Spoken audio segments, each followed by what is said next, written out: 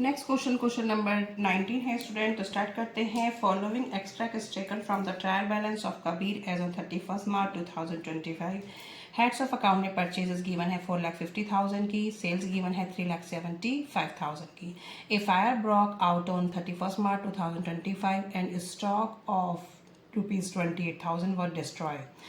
जो स्टॉक था वो 28,000 का वो क्या हुआ, फायर में डिस्ट्रॉय हो गया। It was fully insured, insurance पूरा करा रखा था, पूरा का पूरा इंश्योरेंस कंपनी ने क्लेम एडमिट भी कर दिया और क्लेम दे भी दिया। ठीक है, तो इसे आप फाइनल अकाउंट में किस तरीके से शो करेंगे कि अगर आपका कोई गुड्स है जो फायर में जल गई हैं, डिस्ट्रॉय हो गई हैं और वो इंश्योरेंस उनका पूरा का पूरा क्लेम था और वो पैसा मिल भी गया है, तो आपको किस तरीके से शो करेंगे।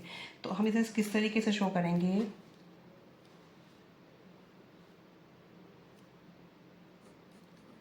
Trading account.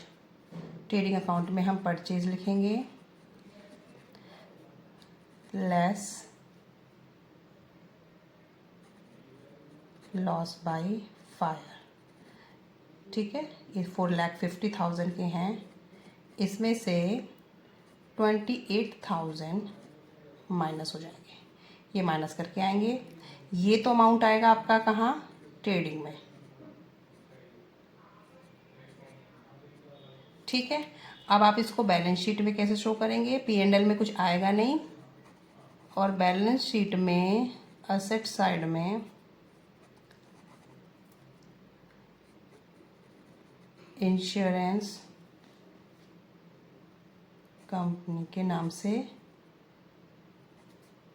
क्लेम आ जाएगा। ये आपका कितना, 28,000 का। ठीक है, जो पैसा आ गया है।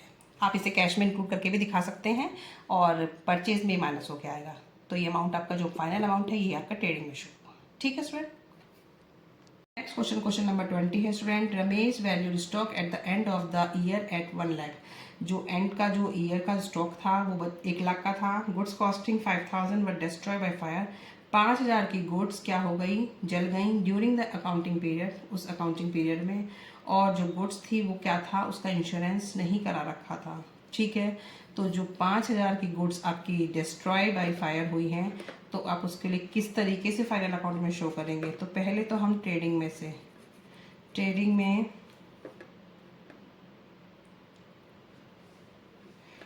में परचेज में से जब हम परचेज लिखेंगे तो वहां से माइनस कर देंगे। ठीक है, लॉस बाय फायर, ये परचेज में से माइनस कर देंगे ट्रेडिंग में और डेबिट साइड में। ठीक है, मैं साइड भी लिख रही हूँ स्टूडेंट, बस ये एडजस्टमेंट्स आपको बतानी है कि किस तरीके से ट्रीट होंगी। अब 5,000 की आपकी P&L, profit and loss account के डेबिट साइड में ये क्या आ जाएगा, लॉस बाय फायर के नाम से आ जाएगा।